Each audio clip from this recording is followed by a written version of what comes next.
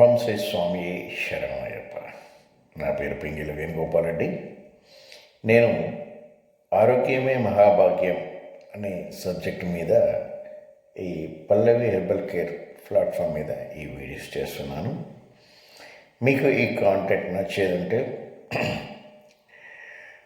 Like చేయండి, share చేయండి, subscribe చేసి గంట సింబల్ నొక్కండి.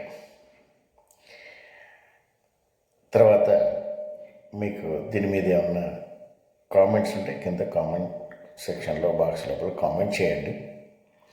మీకు ఇంకేమైనా డౌట్స్ ఉంటే కింద మీకు డిస్క్రిప్షన్ బాక్స్ లోపల మా కాంటాక్ట్ నెంబర్ ఉంటుంది, ఈమెయిల్ ఐడి ఉంటుంది. మీరు మమ్మల్ని అప్రోచ్ కావచ్చు ఫర్దర్ దీని మీద మనం డిస్కస్ చేసుకోవడానికి.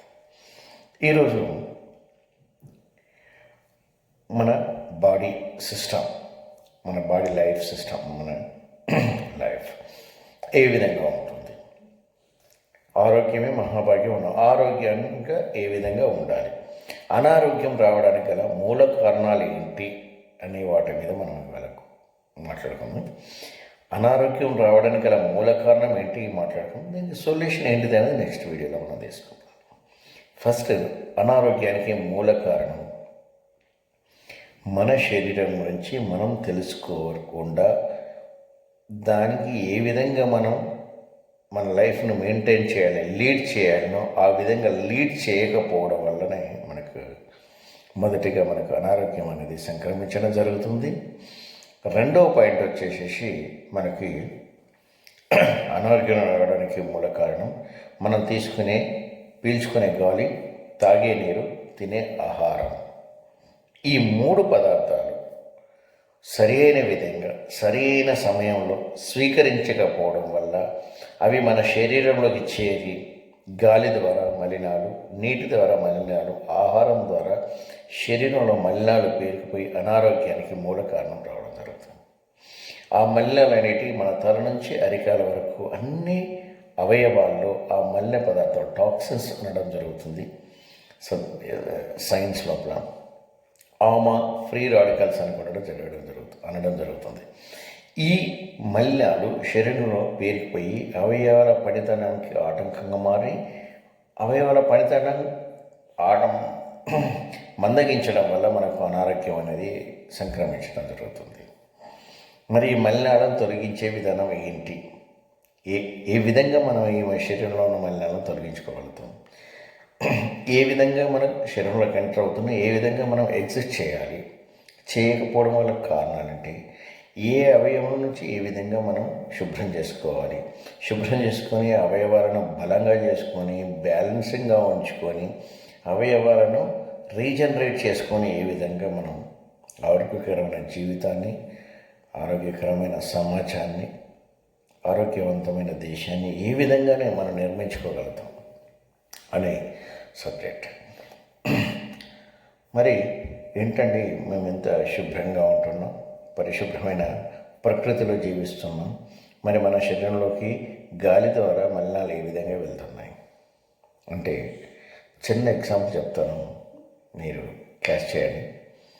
మీ ఇంటికి తాళం వేసి వెంటిలేటర్స్ అన్నీ క్లోజ్ చేసేసి తాళం వేసేసి కర్టెన్స్ వేసేసి అన్నీ వేసేసి ఒక వారం 10 రోజులు ఎక్కడికైనా వెళ్ళారు. వచ్చి ఓపెన్ చేసి చూడండి, అంతా తుప్పాదులతో ఉంటాయి. మరి అన్నీ క్లోజ్ చేసాము, ఎలా వచ్చిందంటే ఏదో విధంగా ఏదో గ్యాప్ నుంచి మనకు ఎంటర్ కావడం జరుగుతుంది. అదేవిధంగా మన శరీరంలోకి కూడా మలినాలు గాలి ద్వారా వెళ్ళడం జరుగుతుంది, నీటి ద్వారా కూడా మనకు మలినాలు వెళ్ళడం జరుగుతుంది. ఎందుకంటే మనం కాలక్రమేణా మనం తీసుకునే వాటర్, ఇంతకుముందు మనం ప్రవహించే వాటర్ తీసుకునే వాళ్ళం తాగడం కోసం, తర్వాత బావి నీళ్ళు తీసుకునేవాళ్ళం. బావి నీళ్ళు కూడా మనం జస్ట్ అంతా తక్కువ లోతు నుంచి మనం వర్షాకాలం వస్తే జస్ట్ ముంచుకొని వాడుకునేవాళ్ళం. ఇప్పుడు ఏమవుతుంది, మనకు బోర్ వాటర్ అవుతుంది. బోర్ వాటర్ అయితే బావి లోతు ఎక్కువ పోవడం వల్ల మనం ఎంత లోతు నుంచి మనం వాటర్ తీసుకుంటే అన్ని హార్మెటల్స్ అనేటివి మనకు వాటర్లో రావడం జరుగుతుంది. ఆ హార్మెటల్స్ మన బాడీకి వెళ్ళడం వల్ల హార్మెటల్స్ మన బాడీని డిస్టర్బ్ చేయడం జరుగుతుంది.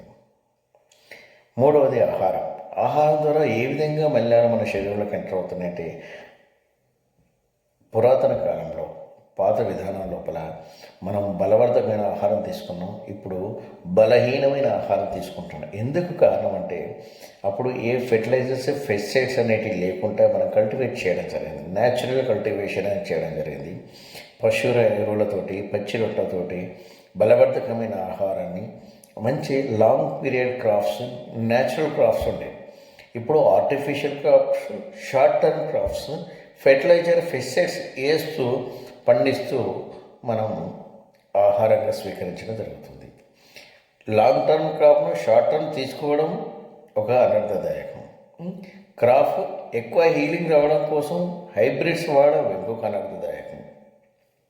చీడపీడలు రాకుండా ఫెర్టిలైజర్ పెస్టిసైడ్స్ స్ప్రే చేయడం ఇంకొక అనర్థదాయకం.